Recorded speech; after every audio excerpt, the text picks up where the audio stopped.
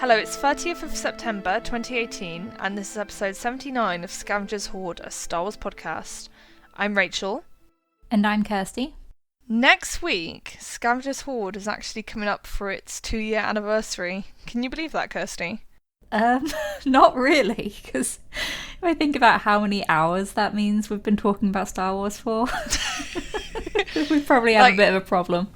Yeah, especially if you imagine all the hours that we cut out of the shows. Yeah. It's not like you can measure it by the lengths of the shows that are actually published, because we talk for much longer than that. Mm-hmm. But yeah, the reason to bring up our 2-year anniversary is not just as some sort of self-congratulatory proclamation. It's also because we want to bring about a few changes for the better, and hopefully to just make things a bit more interesting and exciting. So for a start, I've basically been joking around about it for Lord knows how many months, but I think we're going to put an end to How Has Your Week in Star Wars been, because it's just a bit old at this point. So we're going to do something a little different, and that's going to be in the form of setting each other a challenge. Yeah, basically we're going to give each other homework, which is so us. Exactly. We're very diligent, and we always like to be tested to our limits. So it's going to be very strenuous, tough intellectual challenges that are going to be extremely difficult to achieve. To be fair, these first few that we've brought up for ourselves, they're ones that we were meaning to get round to anyway. So this is just a more formal way to motivate ourselves to read things and watch things and then discuss them together. Exactly. I haven't actually told you about a time limit for this, Kirsty. Okay. And feel free to shoot me down if this seems impossible. But I was actually thinking of a time limit of 2 weeks for each challenge, so there is some sort of time pressure on. Okay. Do we feel that's going to be feasible? Yeah, no, I think that works. So what we'll do is we'll go away and read what we've assigned to each other, and then we'll come back and talk about it on the show, right? Yep, exactly. Okay. So who wants to get their challenge first? Do you want to give me my challenge or vice versa? Yes, gladly. My challenge to Rachel is to read my favourite Star Wars book. So she's going to read Lost Stars. Can I make a little confession? Yeah? I've got a head start because I've already started reading it. Awesome. See, you're an A+ student. Exactly. I plan to get an honours grade, as I believe the Americans call it. I'm telling you, the only reason I've been wanting you to read this, it's not just selfish, it's my favourite book there, or I want you to. I genuinely think that you'll really enjoy it. Yeah. So. No, and I am really enjoying it so far. It's really engaging and easy to read and interesting, and I love the characters already, so it's not going to be a difficult challenge, basically. Mm-hmm. And so my challenge to Kirsty is that there is a book, a very interesting but also very long and intimidating looking book called The Mad Woman in the Attic by Sandra Gilbert and Susan Gubar, and it's a really awesome read. And my task for you, Kirsty, is you can read the whole thing if you want to. That would be amazing, and you'd actually be doing one better than me if you read the whole thing, so I haven't got through everything. But the parts of this book that I want you to read are the introduction, and then the chapters on Wuthering Heights and Jane Eyre. I'm definitely going to be able to read that, at least. So yeah, those are up my alley anyway. So yeah. I will read those and then see how it goes from there. Yeah. So we'll come back in a couple of weeks and discuss those. Exactly. So that will be fun. And yeah, basically the whole idea of this, it's always going to be to set each other tasks that we think the other will find entertaining and instructive. So we wouldn't set each other the task of, I don't know, going off and reading a book about X-Wing manufacture. We wouldn't do that to each other, or at least I hope we wouldn't. No disrespect to anyone who wants to know about the finer mechanical points of X-Wings, but I don't think either of us would find that particularly enjoyable. Is that right, Kirsty? Yeah, that's not really our primary way of engaging with Star Wars, so... Yeah, because basically the reason I say this is that at some point I was thinking we could maybe do polls to get people to vote on what we will read, and I just want to warn people that you're not going to be able to vote for anything too horrible, because we have some sense of self-preservation here, okay? Maybe horrible isn't the right word. It's just stuff that's not really in our wheelhouse. Yeah, that's true. And I think we'd probably struggle to come up with anything super horrible. Because, you know, like we've said many times, we're not super into the comics, but if people have recommendations for them, I won't be like opposed to the idea. It's just not something that I would usually go and choose to read. But I've heard lots of good things about different series. So we could, you know, get a little out of our comfort zone.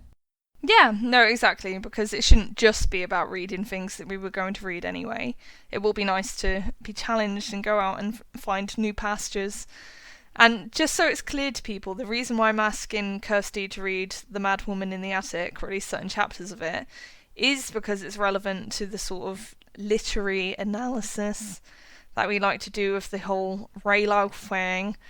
So, yeah, it's not completely irrelevant to Star Wars, basically. I will make it relevant, you will see. Yeah, I feel like the reference to like Jane Eyre, and we've talked about the whole Heathcliff thing before, would make sense to people. Exactly. I've already started writing a torturously long meta about it that I'll have to finish by the time that we record the episode when we talk about that piece of reading. So yeah, lots of stuff to do, but it should be fun. So yeah, we hope you find the prospect of challenges as engaging as we do, so we're quite excited about it. Right, is there anything else you want to say up the top, Kirsty, or should we move straight into the news? Yeah, let's just get going, because there's a lot to cover this week. Yep, cool. So the first thing to talk about is that Kathleen Kennedy has renewed her Lucasfilm contract for 3 years. I can hear the glee in your voice.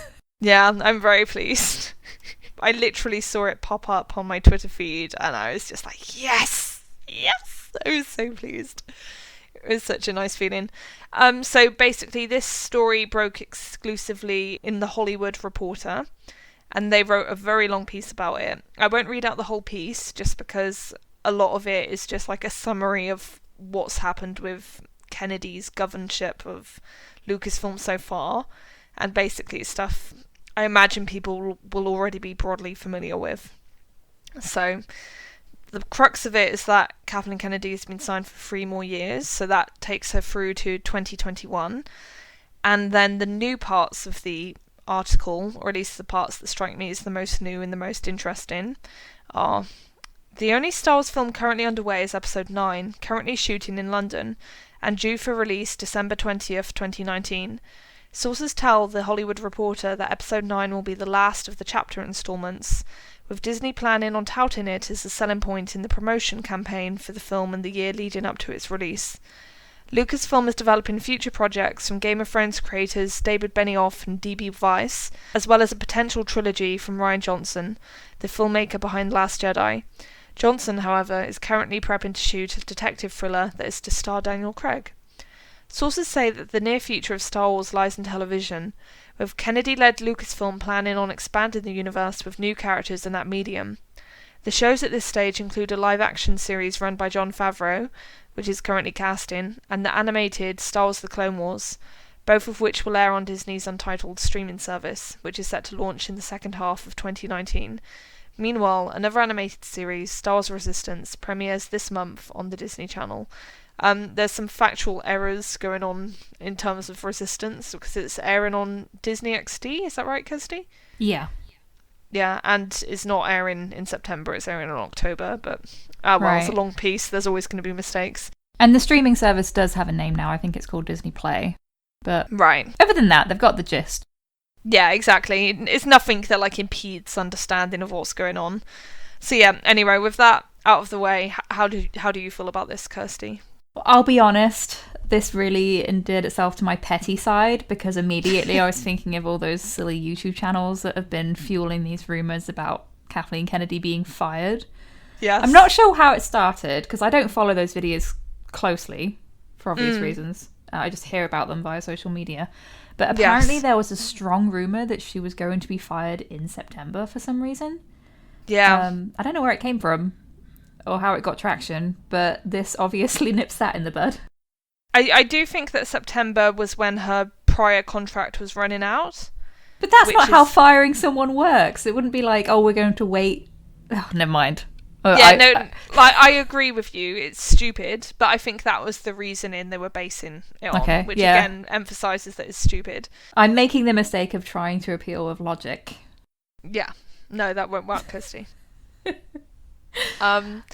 It's quite amusing. And I will confess to having watched a few of the people who are the strongest proponents of the Kathleen Kennedy fired theory, and it's quite hilarious to watch because some of them, they basically indicate that people emailed them to say that Kathleen had been fired and they were pretending to be insiders, but obviously they were just full of shit, and they were probably just sending these people their fan fiction, essentially, about how Kathleen Kennedy's been fired when she wasn't, and they just completely fell for it, hook, line and sinker. That's really what this was based on. That is so embarrassing. I think it's actually what this was based on. Oh it's my really, goodness. really cringe. Wow. Yeah, okay. I know. It just makes them look utter fools, which is brilliant. Yeah, I don't understand it. Like, I know that the general consensus is that Solo didn't do as well at the box office as it should have done. And obviously because they had to essentially shoot the film twice, they did not make the kind of money that they were hoping for. Yes. But the other films have undeniably been hugely successful. They've already made back the $4 billion that Disney paid for Lucasfilm with those movies. Yeah. So she's done pretty well. Exactly. Like, she's been hugely successful, and I think this move to keep her on is just in recognition of that. I've seen some people question why she isn't being kept on for longer, because her previous Lucasfilm contract was for 6 years. But I think in 2021, I think Kathleen Kennedy is going to be 68 years old, and it's quite natural to be thinking of retirement and stuff then. So it makes sense to do it in a smaller chunk of years. And to be honest, lasting through to 2021, that gives her time to like consolidate what she's done so far and to really steer the ship and decide the direction of the franchise moving forward, which is exciting because I have faith in her to take things in an exciting direction. Yeah, because at that point the sequel trilogy will be done, and I guess what they're working with now is the idea that would, as this says, be the last of the chapters. But really, I'm taking all of that with a huge grain of salt because never say never. Yes, exactly. But it is for now, and they will definitely market it as such because that's what you would do. Yeah. But at that point, if she's there for another 2 years after that, they can really think about what they want to do. Yeah, exactly. Because, I think it's silly to say that Episode 9 will be the last ever episodic Star Wars film, because 15 years down the line, that's probably going to look like quite an attractive prospect again, essentially. So I don't think it's going to be as absolute as that. But I do think they're going to tie it up with a bow and give it a clear ending, which is what it needs, to be honest, because the trilogy needs to resolve somehow. And it's going to be interesting to see how the cinematic Star Wars universe shapes up beyond that. Like, the stuff about the greater focus on TV is also pretty intriguing. It's not a surprise, because obviously we've known about the Favreau TV series for a long time. But, like, it does make sense that they'd be shifting their energies in that direction, especially because of all the emphasis on the Disney streaming platform. And it makes sense that you'd want lots of, like, television-style programs to put on there. Yeah, definitely. I mean, just look at the amount of original content that Netflix puts out. Yeah, so exactly. Disney are going to be very interested in that. Yeah, that's the buzzword, content. Like, and I'll tell you what I really hope is that they really do tell genuinely new stories with these TV series, and that is not relying on like too many wider references to existing characters and stuff. Because my fear would be something like an Agents of S.H.I.E.L.D. situation. I doubt you ever watched that. I haven't, but I've heard about it and its problems. Yeah, and I think I watched maybe like the first episode, and you just always have this sense that it's in the shadow of the films, and it is like an inferior like annex to the films, because it's always like, oh yeah, Captain America was here just last week, and of course you never see these characters. You know, they're just like name dropped as a way of like saying, look at our cohesion, look at how much we fit into the films, when obviously that's not very convincing and you don't really buy it. So like I'd like a whole series to go by with like no references really to like, oh, Han Solo and Leia are off doing blah and stuff, you know? Obviously you can refer to some of the wider political developments and movements, but I think it's really important that it stands on its own and doesn't sit in the shadow of anything else. Yeah, I think they will get to that point, and I guess we'll see in the coming weeks probably what's going to happen with the Jon Favreau series, more information and casting news and stuff like that. But you're right, they really need to break away from that kind of thing. And obviously so far with the sequel trilogy, it was important that they built on what came before, and the standalone movies that we've had so far have kind of fit into what came before. But I don't know. I there's just this big discussion going on right now as to what will come of that, right? Like, there's the Bob Iger interview that was last week as well, where he was kind of, we'll get to that, but kind of conceding and realising that he'd learned things from how Solo went and everything. Yeah. No, exactly, which was a promising sign, because hopefully they'll learn the right lessons. But yeah, we'll talk about that more in a minute. Yeah, so overall I'm very happy that Kennedy is staying on. I think she's shown herself to be a very effective leader, and I think she is very much about like having a creative new direction for the series, which is exciting. I don't think she's just about nostalgia, and I think that if like Kennedy and the rest of the decision makers at Disney and Lucasfilm have learnt anything from the experiences they've had with making movies so far, is that the new stuff tends to be the most effective stuff, because it's not bogged down by people's expectations and people's attachments to the pre-existing characters and stuff. Because that is, in terms of The Last Jedi, a big part of the freak out, because people were distressed to see their hero from their youth, Luke, be depicted in that way. You know, and that's obviously a problem you don't have if you're dealing with all new characters and all new stories. So I do think we'll see more of that. Yeah.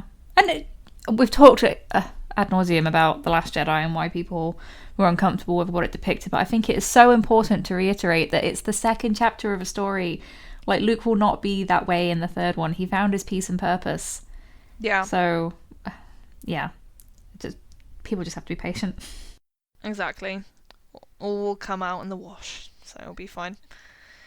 Right, have we said all we want to say about that news? I think so. I mean, at the end of the day, I hadn't heard any other suggestions that would rival Kennedy in terms of a better choice for leading Lucasfilm right now. I really can't think of anyone. The only person I ever saw floated was Dave Filoni, because people thought that the head of animation would make a better person. And however you feel about animation, you have to acknowledge that being the president of an entire company like that and a producer in that capacity is very different. Yeah, you know? Exactly. And it's a question of would he even want that sort of position, to be honest. Right, and I can't think of anyone outside of Lucasfilm who, you know, you'd be so confident would do a better job either. I've seen people suggest Kevin Feige from Marvel, but to be honest, I really wouldn't want him going into Star Wars, because like I'm not a huge Marvel fan. I think they're perfectly fine movies and they're all enjoyable and fun, and it's great that they exist and that they make so many people happy, but they're not really for me personally. And I think that level of intense connectivity, I don't want to see that in Star Wars, to be honest.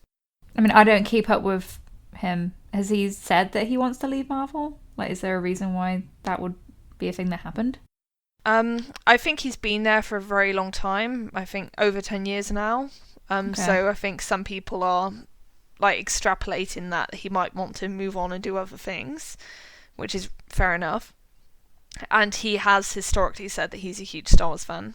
Oh, okay. So, yeah, there are several reasons, but there's never been like the remotest inkling like, oh yes, I'm thinking of leaving Marvel or anything like that. It's just wishful thinking for some people, I think. Right, okay. Right, then the next thing we want to talk about isn't strictly Star Wars related, but it's kind of Star Wars adjacent because it involves Adam Driver, and who doesn't want to talk about Adam Driver? Come on, let's face it. Basically, he was on Saturday Night Live yesterday, we were holding out for some sort of Star Wars sketch, maybe like Matt the Radar Technician Part 2. That didn't happen, but there were still some really great skits. What's the highlight for you, Kirsty? Pun asses. Yeah, same.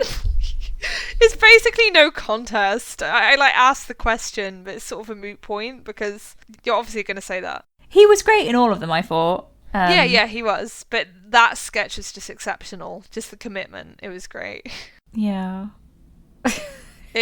Basically, he plays this, like, insane ancient oil baron who has this teenage son, and he's invited to, the school's career day, and he has to explain what being an oil baron involves, and he just explains it in the most delightfully melodramatic and vengeful way imaginable. It's just brilliant. I was really impressed with how they made him look as well. Yeah, it was very impressive old man makeup. It's the sort of makeup you'd see, like, if you were aging someone up in a movie in the 80s. And right. I don't mean that as, like, a criticism, but in the sense that it does look like genuine, like, nostalgic old age makeup. And it's like, wow, they did that super quick. Yeah. It's very impressive. So we got Boldo after all. We did. We got Boldo OAP Kylo Ren. Like, Kirsty actually sent me this amazing mock-up someone did where they transplanted, Panassus's head onto Luke. So it looks like ancient Kylo Ren in like Jedi robes. You never know, we might get that in like 40 years. Oh god. And it was actually sort of disturbing. It's like, no. I liked that one, and I really liked the one where they played Fortnite as well, because it reminded me of some fan fiction AUs that we've all read that were pretty enjoyable. So people were having a lot of fun, like live tweeting it, because basically, like, you can refer to any of these different skits as like a different version of an AU, right? Yeah. So. There's even a literal coffee shop one, right? Exactly. So he had his little half ponytail, which immediately tells you that he's playing a douche, because every Adam character with a half ponytail is a douche. So. Yeah. And I like that Adam and Cicely Strong, they've sort of become the, like, SNL couple when Adam's on the show now. Yeah, because they were Aladdin and Jasmine. Yes, exactly. Yeah, so they work together really well. They're very funny as, like, an obnoxious New York couple. And then he was dressed up as, like, the main kid from Breakfast Club, basically, wasn't he? For that, like, party house sketch. Oh, yeah, he kind of had a Bender vibe for that. Yes. Yeah, he was barely in that sketch, but still. Yeah, that was the thing. There were a couple where I was like, oh, I feel like they kind of underused Adam there. Yeah. And, yeah. So I don't think it was as strong as his first appearance on SNL. But I don't think that's down to him. It's just like a weird convergence of a lot of stuff going on in America right now that they had to cover in, like, the news and, like, the cold open and everything. Yeah, and Kanye. Yeah, Kanye. So... yeah, they had to give him his limelight. So yeah, depressing. Right, but yeah, no, overall it was a very fun show, and I recommend, as someone from the UK, going to the SNL YouTube channel, because then you can check out all the relevant sketches with quickness and with ease, so it's very good. Right, and then the next thing to talk about is that we have a comment from Bob Iger on the upcoming Star Wars Slowdown, and this is again from the Hollywood Reporter, and this came out before the news that Kathleen Kennedy was continuing at Lucasfilm for another 3 years, just so people have a sense of the chronology. And yeah, so basically the Hollywood Reporter interviewed Bob Iger, and they asked, "Many believe Disney should pump the brakes and not put out a Star Wars movie each year." Bob Iger: "I made the timing decision, and as I look back, I think the mistake that I take the blame, was a little too much, too fast. You can expect some slowdown, but that doesn't mean we're not going to make films. JJ is busy making episode 9. We have creative entities, including Game of Thrones creators David Benioff and DB Weiss, who are developing sagas of their own, which we haven't been specific about, and we are just at the point where we're going to start making decisions about what comes next after JJ's. But I think we're going to be a little bit more careful about volume and timing, and the buck stops here on that." Do you see this as a good move, Kirsty? Yes, because plenty of fans were kind of wary of how quickly Solo was coming out after The Last Jedi in the first place, right? That was something that we were like, hey, that seems like a really short period of time to get people amped up for the next movie. Why not wait for Christmas?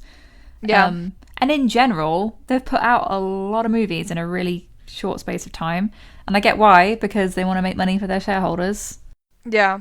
But yeah, it's interesting to, hindsight's 2020, so you can see the effect of that and how they kind of need to take stock from here and think about things a little bit more, which is what he's saying. Definitely. So. Yeah, so I was thinking, towards, from the middle to the end of August is basically a complete wasteland at the cinema. And I was thinking, if they'd held Solo back until about then, I think it would have made so much more money, because it would have basically just had the cinemas to itself. Whereas in May, it was just a stupid level of competition, especially very similarly targeted competition. So it wasn't just a question of there being lots of movies out, it was the question of there being lots of movies out that were all targeted at similar demographics, essentially, like Infinity War and Deadpool and Solo. They're all going after the same broad group, and yeah, it was a bloodbath, and I'm glad that Iger is learning from that. Yeah, I will never really understand the choice to pit it against Infinity War, because that's your movie too. Yeah. So, I can't remember where I read it, but I do remember at some point reading that, Kathleen Kennedy had asked Bob Iger if they could hold the movie back and put it out later in the year, potentially at Christmas. And he was like, no, we need to release it in May and stick to that date. And I think that's why he is, at this point, being so ready to admit that he's culpable for the decision. Right. Obviously, he doesn't go into it in this interview, but I think that another aspect of the slowdown is going back to the drawing board a bit and thinking about the types of projects that they want to do going forward. Right. Because obviously we know about the Obi-Wan movie being put on hold and that sort of thing. And I think they've realised that it's a bit like what I was saying earlier about how they can't bank on nostalgia indefinitely. And is not just enough to see an old favourite character back. There needs to be more of a hook than that. Mm-hmm. Because Solo didn't really have that much of a hook, but beyond, look at your favourite characters here in another adventure, and obviously it was even a diminished hook in that case, because it's not the same actors were playing them, it was a whole new cast. It's hard to say that I think the Star Wars storyline is going to be completely over at this point, but I certainly think if we do get any more Star Wars stories, they'd be approached very differently. And I don't think they'd come out under that banner. Does that make sense? What do you think? Yeah, no, I agree. And I think that they're kind of thinking about diversifying the mediums as well. Charlotte and Caitlin at Sky Talkers have talked a lot about how they think that Solo would have been better as a TV series. Yeah. I think that might have worked better. Yeah. To have that kind of episodic, pulpy feel. Not everything needs to be a blockbuster movie. But because that's what people have been used to Star Wars being for so long, they were kind of still playing on that nostalgic element. Well, the nostalgia is kind of running out because it's been a few years since Star Wars was back. Yeah, it's not enough to do that now. So definitely. Yeah, no, I think that's a really good idea, actually. A TV version of Solo would be really good, because then you could have a few episodes developing Han and Kira when they're scrum rats and looking at that relationship and understanding their lives more, and then it would have so much more emotional impact when they're separated, and you'd be like, oh god, when are Han and Kira going to see each other again? And then the gut punch of that when it actually happens towards the end of the season or whatever, that sort of thing. So it is a very episodic film. I was rewatching it for the sake of this episode, and we'll talk about it when we get to the Solo discussion later on, but I was thinking, wow, it's really just a series of set pieces put together, discrete adventures, used to form a narrative, basically. Yeah, exactly. It could have been divided up in that way, and then you could have followed the characters away from Han a bit more. If you have a subplot to, we could have had more of Memphis Nest, for example. So yeah, it is what it is, and I like Solo as a movie. It's interesting now to hear kind of the evolution of Bob Iger actually processing that himself and taking stock. Because to an extent, you always think, well, I know this isn't how a lot of people in fandom operate, because you do have all these like YouTube videos and talking heads as if people like think that they know more about running a company than Bob Iger and Kathleen Kennedy do. And I certainly don't think that, but it's just interesting to hear him, accepting that culpability and learning from it. Because I don't know about you, but I don't see that a lot from people, like just acknowledging their mistakes. And yeah, I generally defer to them. It's like, well, you're the one who's been working in this industry for decades. I'm just someone who likes watching movies and talking about them. Yeah. So. Yeah, no, like it honestly made me respect him more. Like, because, I don't know, like I have this like instinctive, like, defensiveness when it comes to like big corporate types. You don't get bigger or more corporate than Bob Iger, essentially. He's like the epitome of the like business head, essentially. And yeah, I respect that he can say, look, I made a mistake and we're going to do things differently, because I think other leaders wouldn't have admitted their own culpability in that situation. They'd have used someone else as the fall guy. So yeah, I think that makes him a good leader in my eyes, because I think it's important to be transparent about things like that. Yeah, he didn't need to say that publicly. So yeah, definitely. Right, and then the next thing we want to talk about is that the Poe Dameron comic, which has been running for a while now, several years, has wrapped up. And yeah, it's ended on quite an intriguing note. I was wondering if you could just talk a little about how it ends and the little teasers it might have for episode 9, Kirsty. Okay, so this is from IO9, and they've got the panels from like the last issue of the comic. So Poe's kind of reflecting on where the Resistance can go from here. So obviously this is post The Last Jedi, where things were very dire for them, and they still are to an extent, because he wants to go and rescue Black Squadron because he doesn't know what happened to his friends Snap and Jessica Parva and everything. Like, they were supposed to go away and find help during the events of The Last Jedi, and that's why they weren't in it. And so this is kind of Poe right at the end reflecting on how it's not about Jedi or the best pilots in the galaxy winning against impossible odds. It's not about saving the galaxy. It's about saving your galaxy, the one within your reach. You choose right over wrong. When it's dark, you try to bring some light. And I just thought this was really interesting, because that's significant character development for Poe from The Last Jedi. And that's kind of was something we've been talking about recently in some of our predictions for 9, that we were going to see this kind of evolution from him. And now it's just really interesting to me, because now he's had that moment of reflection and contemplation going forward in the comics. I'm interested to see if that will factor into 9, or if how this would work, because like if Charles Soule had like access to the 9 script, had understanding of what JJ was going to do with Poe's arc, or if we're going to kind of see like another iteration of this. What do you think?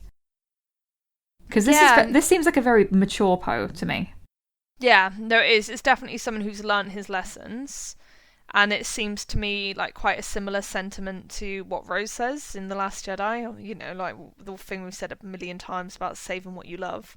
Like, it's very much about making personal choices for the right reasons and to achieve positive change and all that. Like, Poe has become a much more mature and well-developed person here, and I do think that's what the end of The Last Jedi tells us. It is just that The Last Jedi is a little bit more ambiguous, because there are certain little details that people have commented on about how, like how Poe says, and we'll burn the First Order down, like as opposed to what Holdo says, which is restore the Republic. So there's that contrast between building something new and destroying something. But I think here in the comic, that is, Poe seems to be much more about being constructive and building something rather than being all burn it down. So yeah, sorry, I'm rambling a bit now, but I think it certainly points to a more mature Poe and suggests that he's learnt the lessons. But I'm always skeptical about how much the comics actually feed into the films, so it wouldn't surprise me if Poe's characterization in episode 9 doesn't completely cohere with this, There's a bit after that where he's talking again about making that choice. When it's dark, you bring some light. He says, if everyone made that choice, well, I think everyone can. Maybe they just need to see how you do it. I think that's the fight. Which is also interesting to me, because it's talking about, and again, this is very Star Wars, the idea that everyone has capacity to grow and to love and protect what they value. Yes. And be a good person. So everyone has that potential inside, but they need to be shown sometimes. Yeah, exactly. So yeah, I really like this version of mature Poe. I'm very intrigued to see what we'll see in 9 now and how it will line up with this, if at all. Yes. Because really, The Last Jedi's Poe actually lined up pretty well with what they'd shown us in the comics before that. Yeah, which were quite different from The Force Awakens Poe, because he was more like, we've talked a lot about how The Force Awakens Poe is almost perfect, right? Yeah. But the comics went for this very like hot-headed, angry, very argumentative with Leia, combative, but compelling. And then, so that's what leads me to believe that this will be informed partly by what they're doing with 9, because those comics seem to tie in very well with The Last Jedi's Poe. Yeah, no, that's a good point. I think my only caution would be that because episode 8 was decided quite early in the development process, I think it would have been easier for that dialogue to be there between the comic producers and like what Rian Johnson was doing. Whereas because obviously episode 9 was being written much closer to the wire, I'm not sure there would have been that same level of like back and forth, or at least in the ability for the comics people to know what was going on in 9 and how to set up for that. But it's absolutely possible that they had notes and they were told, look, this is how we're going to start it, and we'd like something that, and we'd like an ending that sort of speaks to that. I think that's completely possible and reasonable. Yeah. I think, again, it's because of the uncertainty around the timeline. Like, we don't have a sense of what kind of time jump we'll get. Yes. So if they go forward a year or two, it makes sense that in that time, Poe would have actually been able to sit down and think about what Holdo and Leia were trying to teach him. But after The Last Jedi, he wasn't able to. He was still trying to save everyone. So yeah, I think now it's finished. I'm actually going to go and read the Poe Dameron comic. Yeah, no, it feels much more doable when there's like a specific endpoint, doesn't it? Yeah. And I just think it'll be interesting to kind of look back on those earlier versions as well. The final thing we want to talk about is that Jon Favreau's new TV show has started building its sets and is due to start filming next week, according to Making Star Wars, which is pretty astonishing. Just so people have some background, Making Star Wars last month, I think, also had a story about the setting of this TV show. So I'll just read that out so people have some context. Sources believe Jon Favreau's Star Wars live-action series, which is set around 3 years after Return of the Jedi, is about the planet Mandalore. It sounds like when the Empire falls, Mandalore falls into a state of turmoil, and the series is about restoring Mandalore to its former self, and how the developments on Mandalore will have huge galactic ramifications. Yeah, so Kirsty, how familiar are you with Mandalore? Like, so obviously you've watched the Clone Wars, haven't you? So you have more knowledge of it than I do. Yeah, it's just from the animation series. I don't know if there's extra stuff in like the EU about them. I guess there must be because of the whole Boba Fett thing. But yeah, I'm interested in this because it sounds like the kind of political series that we were talking about last week with Swara. With, yes. Something that brings in that prequels political intrigue feel. Yeah. And a show that's probably more marketed towards adults. Yeah. Which is exciting. It sounds intriguing to me. Like, what is the societal structure like on Mandalore? So I know literally nothing. So just talk to me about it. No, but like this is the kind of thing that like someone could like. There are people out there who Mandalore is their main factor in like Star Wars enjoyment. Like there are people beyond hype that this is what they're getting. Yeah. Because like in the Clone Wars, that's their thing. Like, is it Satine? I guess so confused with those names. Yeah. But yeah, the woman who was like in love with Obi-Wan Kenobi, that whole side of the Clone Wars is like their jam.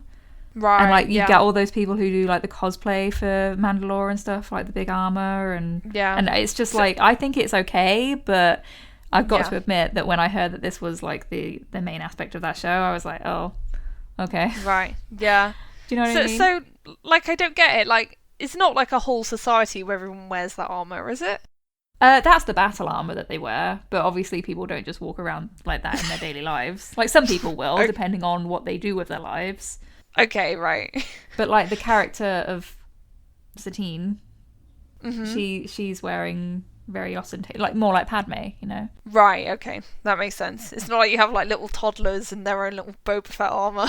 It's like, oh, look at baby's But then Boba if you Fett look at the armor. character of Sabine, her armor is a very big part of her aesthetic and identity, right? Right, okay. So this is like quite a militaristic society, right? Yes, exactly. Okay, cool. So Yes, that's the sort of thing I was going for when I was talking about what's the society like and stuff. yeah, that's pretty much the extent of It's what I would militaristic. take away from it. But what I find most interesting, to be honest, is that this is set a few years after Return of the Jedi, so they can finally start filling in that 30-year gap up until The Force Awakens. That for, you know, clear reasons they had to keep somewhat shrouded in mystery afterwards, but we're going to see the after effects of the Empire falling beyond just the personal story between Luke and Vader. It's like, what did that mean for the rest of the galaxy? Yeah. So Yeah, no, so I really hope that this series is not too firmly stuck on one planet. I don't think it will be, but like with all this talk about it being like Mandalore based, I'd like to see it go beyond that, and yeah, there be other facets to it, because it's a big galaxy, lots of different planets to explore. So yeah, but like it says, Mandalore falls into a state of turmoil, and if that has some really cool, exciting political intrigue and like thriller aspects going on, that could be really exciting. Yeah, no, definitely. And yeah, I'm excited for it. And even if it is all set on Mandalore, there's still potential for that to be enormously exciting. And hopefully it would mean mostly new characters. Yes, exactly. Which is something we all, well, not that we all want, but I certainly want that. And I think you agree that it's a good idea. So, I mean, if they're starting to film this very, very soon, or they've already started filming, judging by the photos that Making Star Wars published this week, maybe we'll get some casting news relatively soon. Yeah. No, fingers crossed. Like, because I think that's when it becomes real. You know, we can put faces to the characters. Mm-hmm. That's much more exciting. Okay, with all the news out of the way, I think we can move on to our spotlight, which is on Solo. So yeah, we both now have the film, like we own it, which is exciting. I think I have it on Blu-ray, and Kirsty, you have it as a digital download, right? Yeah. Yeah. No, so we've both rewatched the film, and I've watched like a good chunk of the extras. I haven't watched them exhaustively. Have you seen all of them, Kirsty? Yes, I made my way through all of them throughout this week. Very diligent. Yeah, but no, I very much enjoyed revisiting the film. Yeah, so Kirsty, how about you? What are your impressions of Solo, revisiting it about 5 months after it came out in theatres? It's kind of complicated because there are some things that I like more upon reflection, and some things that have kind of solidified in my mind as like, yeah, I didn't like that at first, and I still don't really love it, even if I've like heard the creators' explanations for why they chose to do certain things. Yeah. And other things actually, like I just don't like as much, or they're like coming out as more obvious issues with some of the storytelling that I just kind of glossed over on the first couple of viewings. You know, when you're in the cinema and you're watching something, it's just you're just taking it at face value, and sometimes like characters are making speeches and you're not really listening to the substance of it or the implications for the story.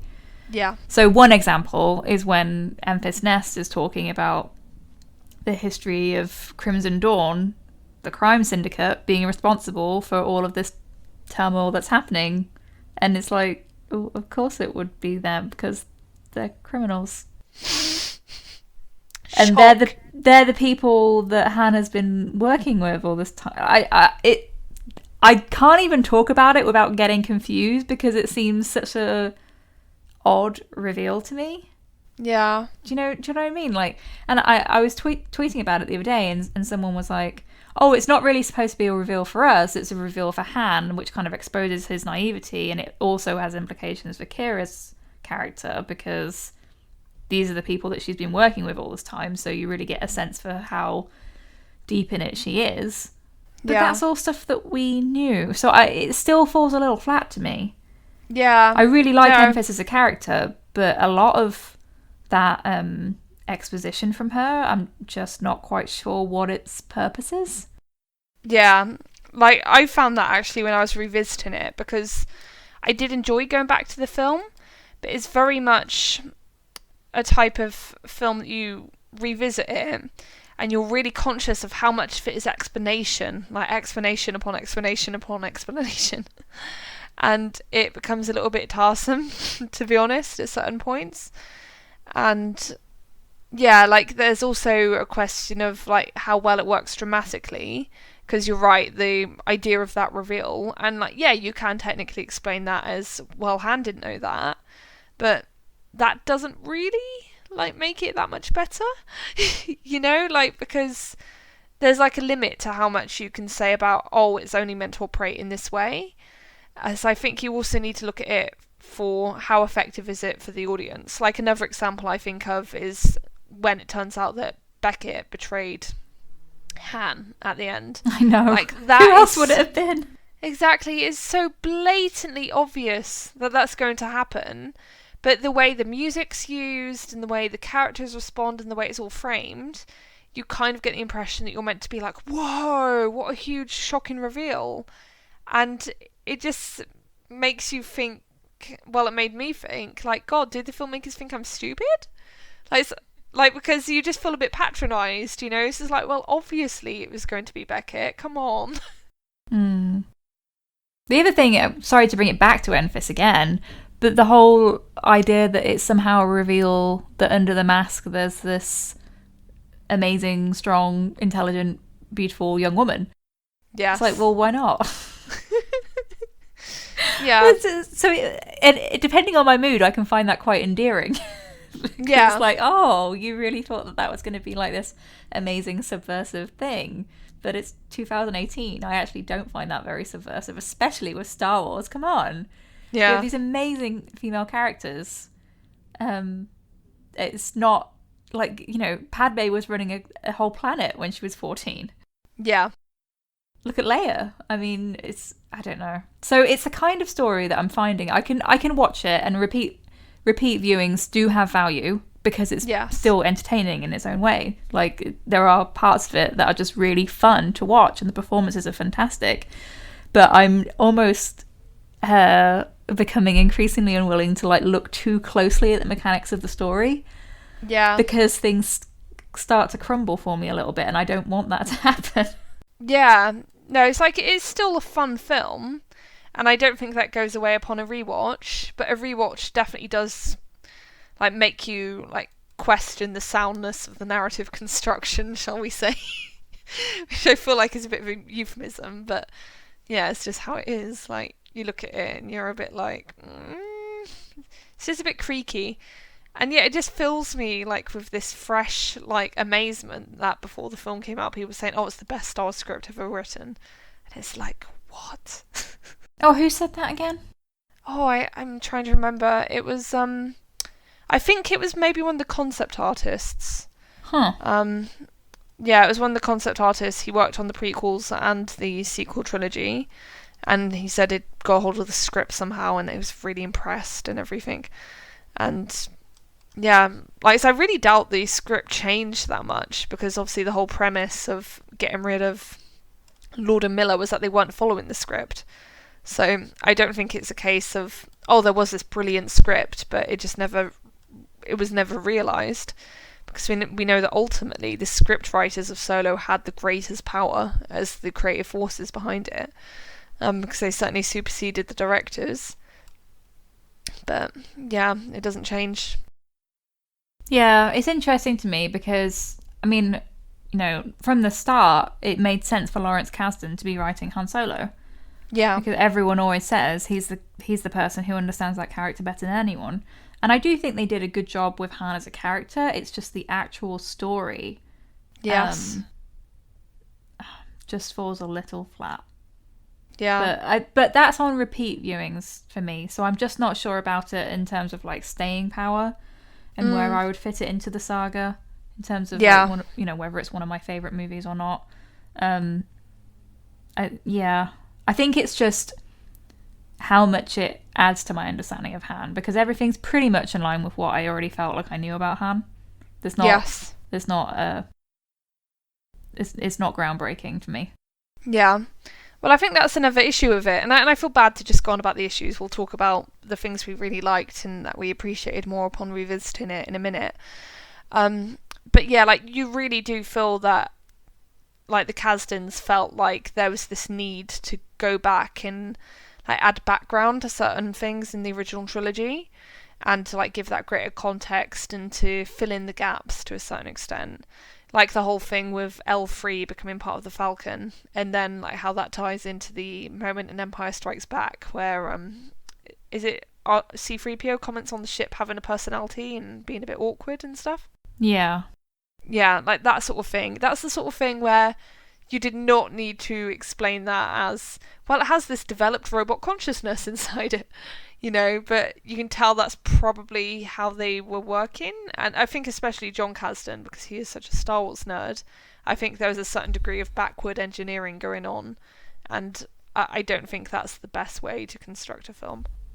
Yeah, from the special features, my favourite part of those were the kind of discussions between Lawrence and Jon Kasdan about how they work together and how sometimes they actually struggle to work together.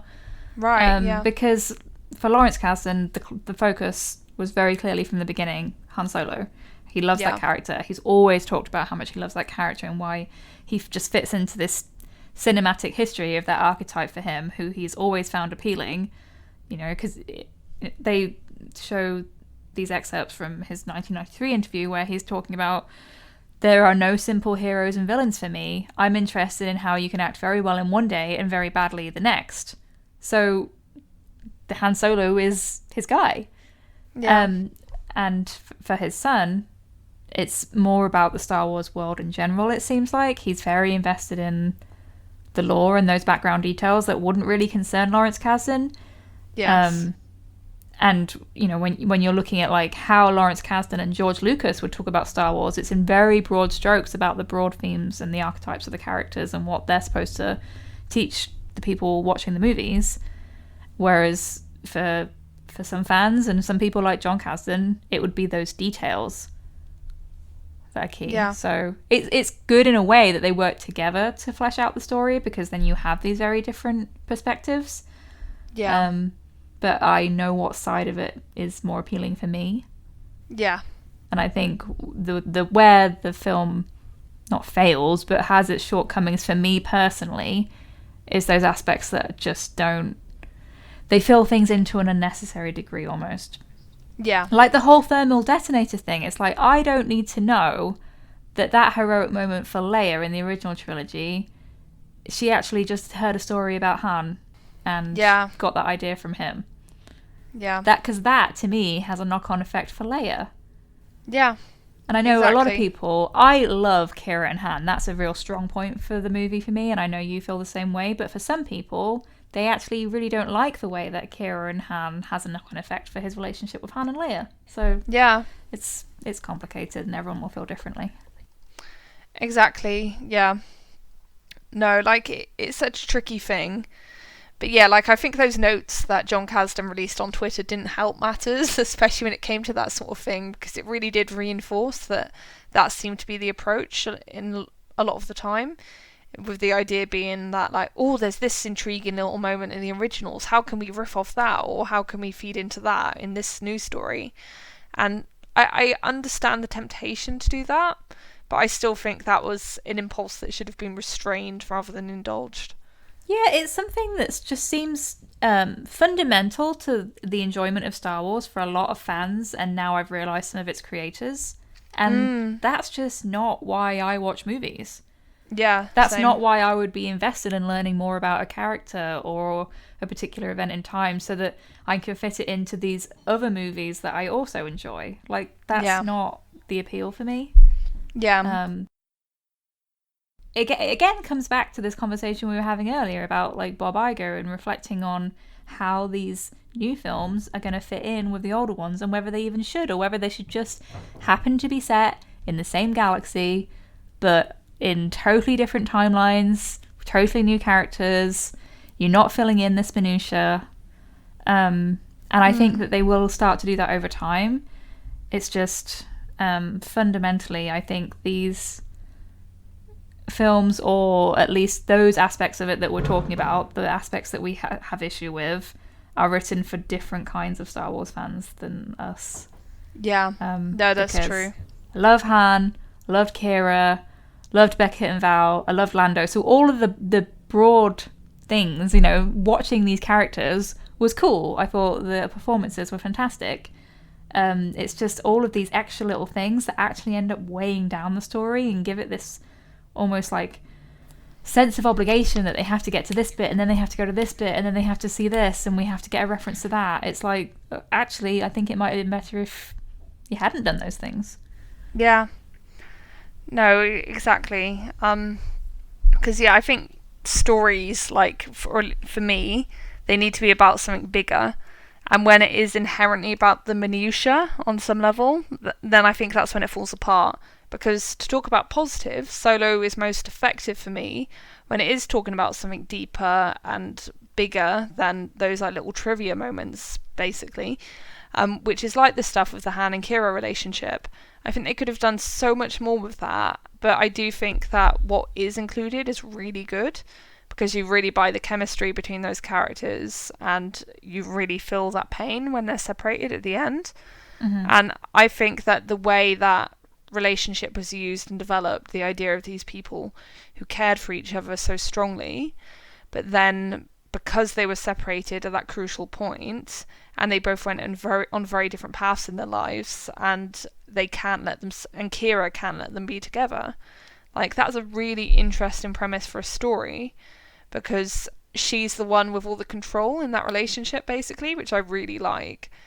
And she's the one, like, calling the shots and saying, look, I can't be with you, despite herself, because a part of her really wants to be with him, but she's actually doing something quite noble by refusing to give in to that desire, because she's protecting him by doing that. It's a fascinating mix, isn't it? Because they intentionally leave it ambiguous. So it's like, is she protecting him? Is she looking out for herself? What's going to go on with her and Maul now? Like, it's like, oh my god, this stuff is fascinating, and it doesn't seem to be the focus. Yeah. And that's kind of the impression I got from the special features as well. I was like looking for something that would really delve into the history of Han and Kira's relationship, how that would have an impact on his relationship with Leia when he meets her. I can't find a single reference to Leia. Yeah. You know, all of this stuff for me is very entwined. That those relationships are actually the core of my Star Wars enjoyment. Yeah. But it doesn't seem to be. All of the features, I enjoyed watching them, but it was very much about like, oh, here's how we did the train heist. Here's how we did this action sequence. I found the stuff about the chasms really interesting, and I really enjoyed watching Phoebe Waller-Bridge walking around in her L3 suit. Because that was a lot more of a straight up portrayal of the character than I realised. Looking at her with like that green suit on, I was like, oh, it basically was her. You know? Yeah. No, rewatching it with that behind the scenes footage in mind, it really did make me admire it more, because the way you see her walk, you know, that really is like performance. It's not something that's done in CGI. She was actually moving like that on the set, and it's quite impressive. Exactly. It oddly reminded me a bit of the Kylo Ren body language. You know, just like that lurching gait. It was great. Yeah. No, I understand. I think she said at one point they made her wear heels so that she would be in that right, you know, compared to someone like Lando. Right. It's a very contrasting physicality next to him, where she's like marching off because she's upset with him in that moment. It really is so human. Yeah. No, it's very impressive. And like, I just quickly to return to the Kira and Han stuff, I really think that there could be a fascinating sequel to Solo if it were much more character based and focused on that dynamic, and what would happen in another encounter when Kira has climbed a few more rungs of the ladder, you know, and like risen in everyone's estimations. Like, and you'd see, like, oh, is she more corrupt than she was before? Like, what happened to that good part of her that wanted to protect and help Han? Is that even still there? That sort of thing. Yeah, well, in one of the notes that Jon Kasdan posted on Twitter, he said that their story wasn't finished. So the idea is that eventually they would somehow meet up again. Yeah. Which is fascinating to me again, because so you've got Kira going off to find Maul. She's got this whole, like, almost double life thing going on. Han has no awareness of that. He doesn't even know who Maul is, because when we meet him in A New Hope, he doesn't even seem to be aware of the Force as a real thing. Yeah. At least he's incredibly skeptical about it, so does he know who Maul is at that point? Has he met him? Like, I'm kind of sad that we probably won't get that next chapter now, at least in movie form, because of how this movie did. When you think about it, it's a strange choice to position your character in that way. Like, when you have it explicitly confirmed in the previous films that they have no awareness of that, like, Force using world. Because in a way, like, it almost sets up, like, quite a comedic dynamic, you know, where, like, if, like, Kira and Han were to cross paths again, you'd always have to have these situations where, like, Han was just narrowly missing something, like, supernatural or something to do with the Force. Okay, that reminds me of in the Clone Wars when Dave Filoni couldn't have Anakin ever meet Grievous, because when he meets him in Revenge of the Sith, it's like, oh, you're taller than I expected. So you had to constantly contrive these ridiculous situations where they don't meet, because canon later on is like, well, they haven't met yet, so. Oh, that's so funny. Oh, Lord. So yeah, like, I would be fascinated to see how they would tackle that. Because, whether or not Maul was around when they reunited, you'd still have this whole thing that Kira had gone off and had this amazing surreal thing going on with this former Sith dude. Yeah. With, you know, just, I don't know. I do love the end of Solo, I've got to say. Like, it's just so batshit. You mean with Maul? Yeah. Yeah, and it really is. It really, really drives home for me how naive Han was right up until the end. Like, you know, like killing Beckett, but before that, it's like he really does think that him and Kira are going to run off and be together forever. Yeah. So your heart breaks for him when he gets into the elevator and she's telling him about how she would always smile and she's right behind him. It's like, dude. Read the room. Oh my god. Poor Han. And you get that bit in Last Shot where he's like heartbroken and Chewie's trying to console him. Yeah. It's the sort of film where you really do need more material to, like, fill those gaps. Because, otherwise he just seems so staggeringly naive. There's, like, how is this even the same person? And it's ironic because in so many ways they, like, go to this, like, torturous degree of, like, fidelity to the original films in terms of making it similar and making it evoke what was going on there with the characters and everything. But in terms of going from, like, super innocent, naive, wide-eyed Han in Solo to, like, cynical and bitter Han in A New Hope, that's quite a gulf, you know, and I don't feel like he really comes close to making that transition just in Solo. So it was obviously written with sequels in mind. Yeah, exactly. I think right at the end when he kills Beckett, that's him sort of turning into that older cynical figure, but it's right at the beginning of that, right? It's like, this is who he's going to be, but we're not actually going to show you that here because presumably you're going to get more stories with Bolden as Han. And now we're not sure if that's going to happen, so it leaves you in kind of like this weird lurch where you're half hoping for more stories and half like, oh, I can see why that didn't quite work. So I think the fandom still doesn't quite know what to make of it, and it's perfectly possible to enjoy it on its own terms, and I do. But if we're really, you know, because we have this podcast, we're kind of like tearing things apart, it's like, oh, that actually doesn't work as well as I first thought it had, or oh, I guess I can see why they're setting this up for a potential sequel, but because we're not going to get that now, or we're probably not going to get it, how do we feel about it in this context? So it's a bit of an odd duck, isn't it, really? Yeah, I hope we're not upsetting people who really, really love Solo, because I know we have some listeners who do, and I think that's fantastic, and I enjoy it. And like I said, like I think there are so many things to love about it, but it's just in this kind of odd limbo where it's almost like it was potentially a whole new side of the saga was being set up here, and they had to do a lot of this, or they felt they had to a lot of this establishing with the first chapter, and then what's next?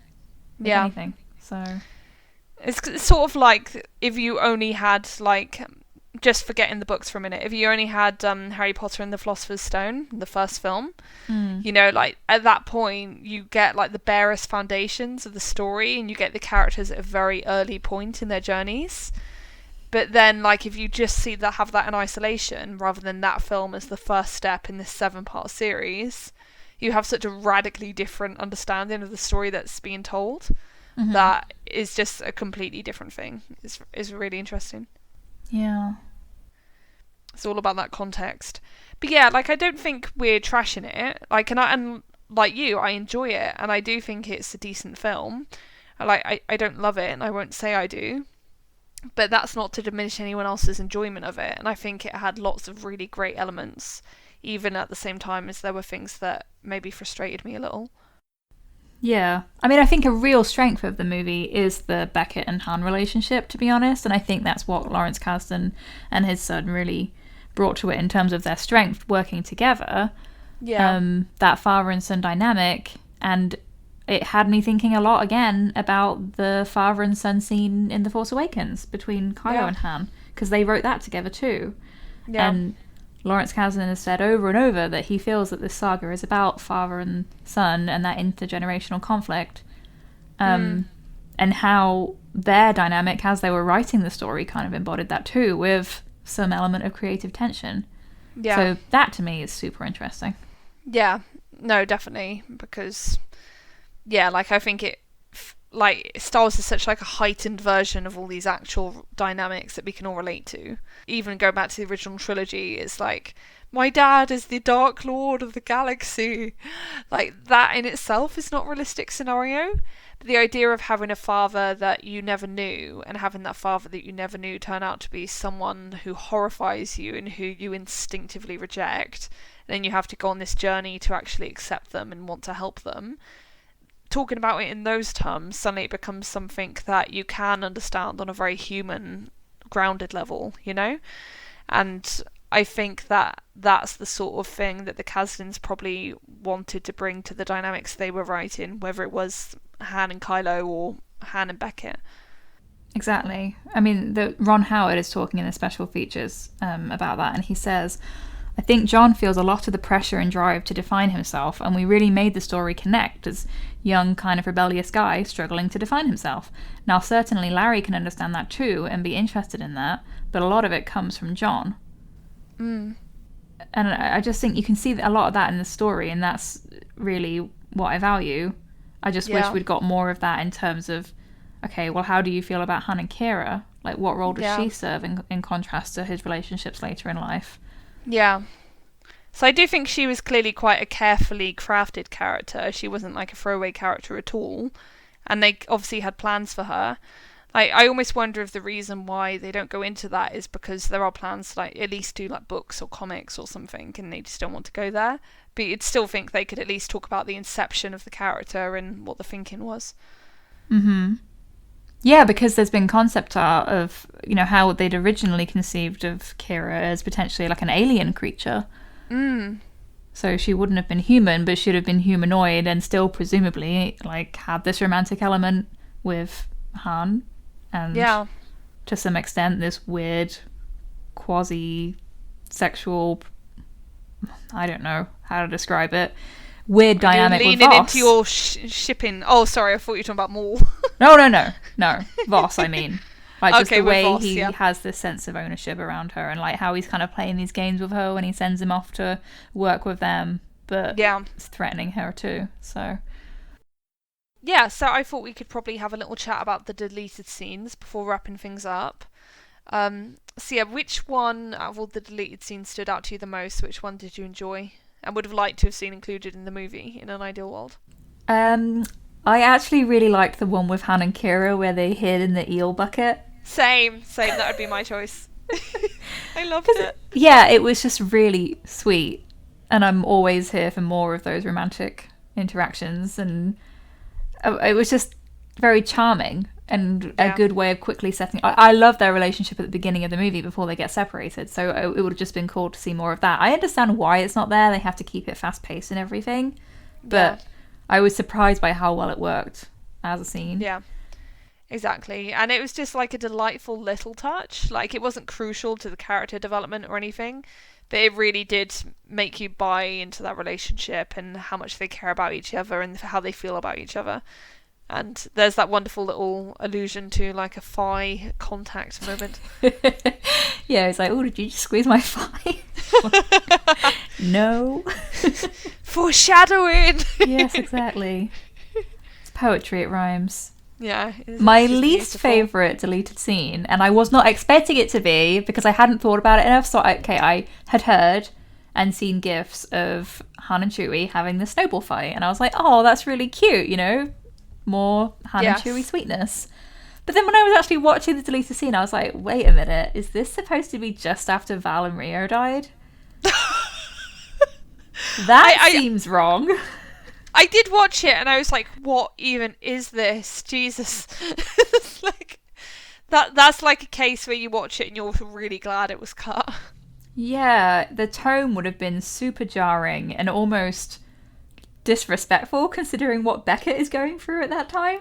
Yeah. He just found out the love of his life has died and he feels partly responsible, and now he's got to go and find this Voss character who he's indebted to, and then Han and Chewie are just having this silly snowball fight. I was like, Han, come on. And it's just way too childish, basically. Yeah. I was watching the special features where they actually like went to the location and people were like having fun in the snow and everything, and I was like, maybe they just started doing that and then thought they could use it as footage. Do you think? Yeah, maybe. Work out how, like, whether it had actually been part of the original script. Yeah, maybe it was like one of the improvisational things that Lord and Miller did. Right, exactly. That's how it seemed to me, because just watching the whole scene play out seemed really awkward. Yeah. If it was one of the things that Lord and Miller did, thank God it was cut. Seriously. It's just like, ugh, why? Why, God, why? Yeah.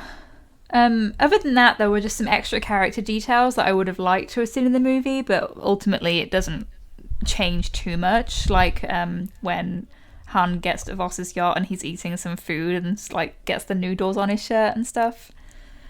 Yeah. Do you remember that one? That was cute. Yeah, I do remember that one. Yeah. That was one of the more charming ones. I quite liked that, especially the way Kira kept on looking at him like, oh, God. Yeah. Yeah, that was very relatable. And it kind of reminds me of Rey's messy eating in The Force Awakens, and I love Rey and Han parallels, so... Yeah, same. So I think the stuff that people sometimes mistake for like a familial relationship is like, no, it's like they're similar types of people with quite similar backgrounds, and that when Han looks at her like he does in The Force Awakens, is more thinking back to his own childhood and being able to empathise with her on those terms. I would actually love to see the Kasdans talk about that a bit more, in terms of, look, what about these parallels between Han and Rey, in terms of both coming from these very like scrappy like backgrounds. Like, was there like any conscious like parallel?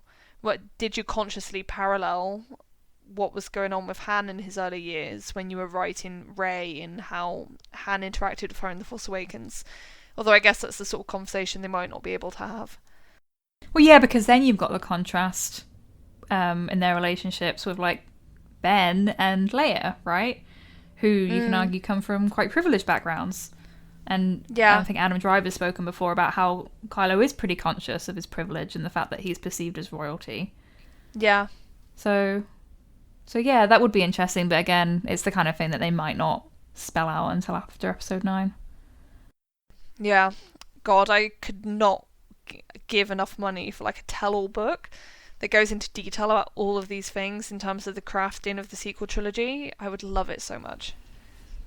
Yeah, well, that's the kind of thing that I'm curious as to whether we'd get any more from Kasdan, because he was only involved in The Force Awakens, so he's like very important to the formation of these characters, but maybe we would never hear from him in terms of what he thought of the resolution or how much he'd actually set up with JJ from the beginning. Yeah. It's kind of a shame. Oh yeah, and another deleted scene I really liked was the one where we see a little bit of Han's career as an Imperial pilot. I quite liked that one, and the court-martial. I think the performance of the guy who was court-martialing him, and the lines he was given, to be fair, I don't think it was really the actor's fault. I think that was all a bit broad, but I did still like it, and I appreciated seeing how his experience was before he was kicked out. I think that would have added something. Yeah, it's one of these things that, again, I get why they cut it to like streamline things a little bit, but it's a bit jarring that we go from him, you know, getting the name Solo and signing up, and then all of a sudden he's already been kicked out. Yeah, and he's talking about how he had a mind of his own. It's like, okay, I can totally see that in you as a character, but it's odd that they just kind of glossed over that. Yeah, and again, it's a question of being told but not shown, and that deleted scene showed it. I also like the way that deleted scene ends, where it's like the guy saying, oh, we'll have you flying in no time. Well, so they do that in the actual movie, but it's a different guy saying it, right? It's the one who gave him the name. Right, okay. So they just they streamline it a little bit more. Yeah, no, you're right. Like, I just think that the guy's delivery maybe struck me a bit more, so I didn't even really notice that as a transition when watching the film proper, but I'm sure that happens. Yeah, it's a very good transition, and I appreciate the joke, but it's just a bit odd considering it's like they're talking about him at the academy and then we don't actually end up seeing it, because it's cool to see him like in the helmet actually being an Imperial pilot. That's really cool to see Han doing that. Definitely. It's like, whoa, this is wild. I was also so glad they cut down the Han and Chewie fight. Like, in the deleted scene, it just was endless. I was like, God, bring me death. You know what it's not as bad as? What? Canto Bight. Yeah, that's true. Oh man. Oh, I actually find it funny how long that deleted scene is. It's just like, it's one of these things where he probably knew that he wasn't going to be able to include all of these things, but they got carried away with like the world building on Canto Bight, and they were like, we can have a sauna, we can have a cake shop, like we can have all of these things. Yeah. And it's just endless them going through Canto Bight. Is amazing. Yeah. No, I think that's very much what went on. So yeah, I always enjoy seeing deleted scenes, but it's kind of fascinating that there's this mix of like, oh, I really wish they kept that in, and oh, I completely get why that's gone. Yeah, exactly. It makes complete sense. Oh, the other thing I wanted to mention was there wasn't an awful lot of Bradford Young, but there was a little bit about how all of the sets were properly lit as if they were real places. And that's part of why the film looks kind of dark to your eyes at first. Yeah. Because it really fits in with what, you know, the seedy atmosphere that they're going for. But it also really helps the actors that when they're on these sets filming, it's just like they're sat somewhere real. You know, the lighting is actually as if it would be there in a real place. Like, I think that's really awesome. Yeah, no, that's true. Like, it's a very unique aesthetic. Like, I'm still not sure it works particularly well for the film. I do think it's very artistically shot, but it's like you get scenes where Han is seeing the Millennium Falcon for the first time, and obviously it's meant to be just this awe-inspiring moment where he's seeing how like beautiful and stunning the ship is, but because of the quality of the visuals in that scene, it's just all brown and murky. And of course that's the nature of the planet they're on as well, so there's limits to what you can do in terms of showcasing that, but it just seemed like odd choices were made, in my opinion. Yeah, it really sets it apart from like the amazing colour of The Last Jedi, right? The use of colour in that movie is so symbolic, whereas Bradford Young was clearly going for something that was quite realistic. Yeah, definitely. Yeah, like, and I think that's maybe part of why it jarred with me. Yeah, so all in all, like I do think it's worth getting Solo on Blu-ray. I certainly enjoyed watching it again, and the special features were fun, even though they're not like super intense. You don't get anything equivalent to the documentary on The Last Jedi, for example. Yeah, you know what? I would have actually really liked a special feature aspect on John Powell and the soundtrack, because the soundtrack's one of my favourite things about this movie. Yes. And it's not really touched upon that much. Yeah. And really there was beautiful. nothing about Erin Kellyman. Yeah, no, you're right. Which is a real missed opportunity because she was like a bit of a breakout, wasn't she? Yeah, so they've done very little publicity around her because obviously they were kind of keeping her real identity under wraps before the movie. But then after, I kind of hoped that we'd see more of her in stuff like the special features. Yeah. What wasn't to be. No, it's a pity. Yeah, like, so I definitely enjoy the film. Like, even all the qualifications we have given in this episode aside, it's still a fun time, and it's absolutely a Star Wars movie, and you never forget that. Do you have any final words to say about the film, Kirsty? Just that I'm probably going to watch it again soon, and I'm still making my way through the novelization, which is adding a lot of great stuff about a lot of the female characters. Oh, like I bet, Kira, yeah. Val and Beckett's relationship, Enfys. So I have high hopes for that in terms of how it's going to like bolster these aspects of the movie that I just wanted more of because they were things I really loved. Yeah.